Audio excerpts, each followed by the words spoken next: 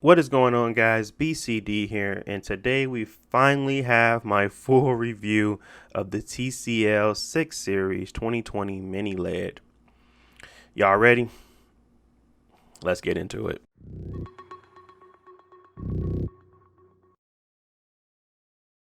So a few reminders before I start here. This will not be my last video on this television, so if you want to see more content, don't forget to like and subscribe to be the first to see in the future. Now drum roll, please. I like it. Let me explain that. I feel like that's controversial for some reason, but let me explain. When going through these tests, I began to see some of the flaws of my Samsung that this budget TCL beat, and it kind of got me thinking about the bigger picture and what truly matters on a television. Like, to give more context to that, I want to talk about the gaming mode THX, the new technology fresh off the press, the strong features that's inside this budget television. I'm kind of going to break it down by category for THX and go over each metric that needs to be met in order to get this certification. So first up is color. Ensure picture settings are carefully adjusted to deliver vibrant colors. It did not do that at first. So for my experience with the THX gaming mode, that is falling flat on the actual colors. I actually had to punch up my color setting to 100 versus the standard 46 that it starts on. That actually did solve the problem. It created more saturation that I was looking for, kind of similar to my QLED. Now, I agree in some games that oversaturation could cause a lot of lost detail, but overall, I enjoy my games saturated. It gives me a better gaming experience. So the good thing is that it meets it, but the bad thing is it's not out the gate. Now, could this have been met in different modes on the television? Yes, but did I want it to be met in those modes? No. I feel as if the THX certified mode is the best mode to play in. As of now, there has not been any clarification around whether or not all of the other features are in other modes with the game mode just turned on manually. So as of now, I only use THX certified gaming mode. So in summary, the TH gaming mode does not deliver more saturation or vibrant colors, but with a few tweaks, you can restore that lost color. Now, next thing I want to talk about is the refresh rate or speed. Being that this is a 120 hertz native panel, very smooth transitions and image retention in my opinion. Clarity is great while playing fast-paced like shooters as well as side scrollers and platformers, keeping the image retained and refined as motion occurs overall for this panel. I give it a solid thumbs up in my opinion for approval. This is a really good panel for just clarity. I know these kind of videos that I've been doing hasn't showed that in a lot of ways, but from what I am seeing, trust me, this is a very clear panel. Input lag. So this is where the TCL shines the most for me. I have never experienced input latency this low on a television ever. Not my OLED, not my Samsung QLED. This set hands down beats both of them. Now, I don't have equipment to actually show you the technicals and prove it, but I am an avid gamer. I'll be showcasing that in some of the footage, and I'm very twitchy. So this had me changing my sensitivity because I felt as if I was no longer hitting my headshots because of how quickly the reticle would move from me pushing my joystick. So it actually made me change my settings. I usually run on a very high sensitivity in order to supplement the lag, but I had to lower that because it was not needed. And that's how much of a difference it made when it came to this game mode and this television and this input latency. Next up, we got rise time. This feature ensures low dark to light rise time transitions. This is something I couldn't see any immediate benefit from. It could work in conjunction with the clarity and like the speed of the image, but not much that I can test with the naked eye. What I will say is moving from a dark to light location in gaming happens pretty often. So that mostly where black levels come into play and really test a budget set. With no visual difference, I would say it more aligns to clarity and refining motion, which this set does well in my opinion. Lastly, we have auto low latency mode. Switching to game mode immediately upon recognizing a signal. It does this very well, whether it be HDR or regular gaming. I had no issues. I didn't have to go black and then start up. It was something that was immediate and quick. And that's what I enjoy about this television, that it's very snappy and quick. So to sum it all up, I appreciate what THX did in creating like a standardized functions and requirements necessary to get the certification, because it raises the bar as well as it makes other manufacturers become certified and brings that uniformity to the TV space for gamers, which is me. I think TCL showcased a lot of what that mode can do well and some that needs improvement or better implementation. Honestly, they could probably fix my color issues with the update, but as of now, where it stands, I did have color issues and I did have the tweak. But outside of that, everything else worked straight out the gate and it worked well. So thinking that this was really a gimmick, I'm glad it actually proved me wrong. And the features don't really stop there when it comes to this budget television. It has HDR10, Dolby Vision, Dolby Atmos. It has the 120 hertz panel, variable refresh rate. It has Roku. Roku is probably the best UI I have experienced in a long time. I'm telling you, as I was working on this thing and I was going back to my LG and my Samsung, it just felt slow. It felt sluggish. And I felt as if this budget television was outdoing something I paid thousands of dollars for.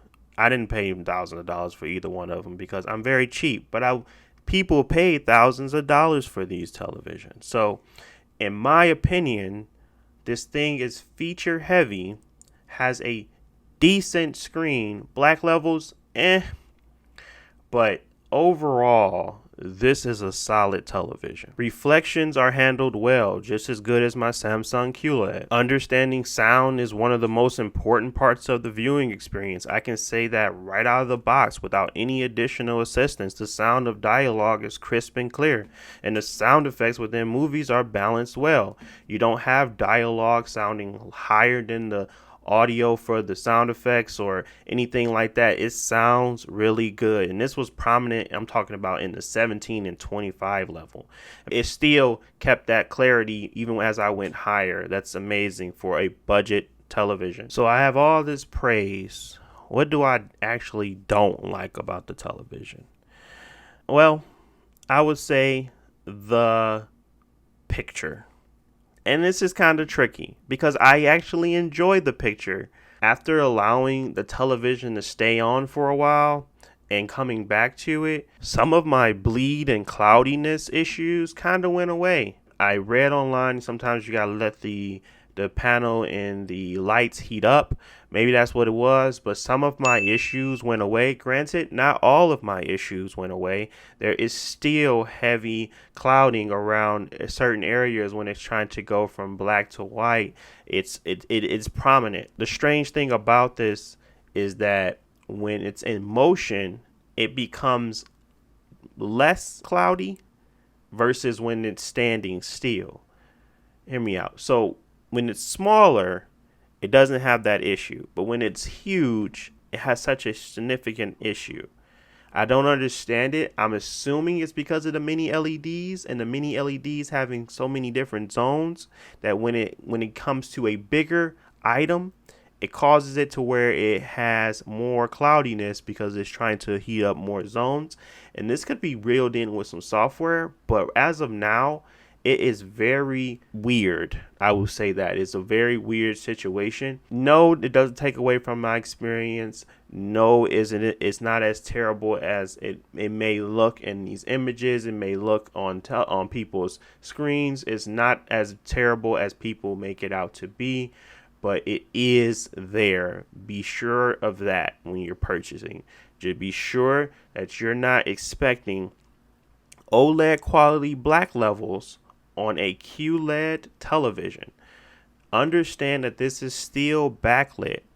This was something I had to come to terms with. When I first started looking at this thing, what do I want from this? What do I want this to be? Do I want it to have those inky blacks like my OLED? And I started crushing some of my actual detail to get that. But the thing is, this ain't no OLED, and you shouldn't treat it that way. So I had to reel out my settings. I had to go back and really think about what I wanted out this television. And what I really wanted out this television is to be on par with my QLED Samsung. And that's what it does. This is the television that's going to get you the closest to these high-end LED TVs out there, like from the Sony, from the Samsung. This will get you there, and it's at a budget-friendly price. And it has more features than the older ones. So if you're even really thinking about it, this is a no-brainer in a lot of situations. It's just dealing with, the noise and TCL's uniformity issues. They cannot uniform their panels to save their lives. I don't understand it. I don't get it, but that is the case. You have to be able to try and give your panel some time to heat up, see if it changes. But for some strange reason, they have the worst quality control I have ever seen. Because if I look at other people's videos, if I go online and hear the horror stories, and they had to reissue out new panels each and every time, it's crazy. I don't get that from the experience of an LG or a Samsung. But that's what you kind of get when you're playing with these low-end, budget-friendly televisions. They kind of cut corners to make sure that you're getting the features that you need at the price that they want you to get it at, okay? So keep that in mind as you're shopping. It's something that you want to take note of. Now, I know you're thinking, well, BCD, expectations are high. This is a 2020 QLED with many LEDs in. These are supposed to be revolutionary. Understand that all technology isn't revolutionary. There was Blu-ray, and then there was HD. HD went away. So sometimes there is gimmicky things. And then sometimes you just have to read between the lines and understand that you're still getting a refined and pretty damn good panel. You're getting a really good set. If you just get out the space of these mini LEDs are supposed to be revolutionary, because you don't necessarily have to have a revolution to have a great set. And that's all I'm going to say on that.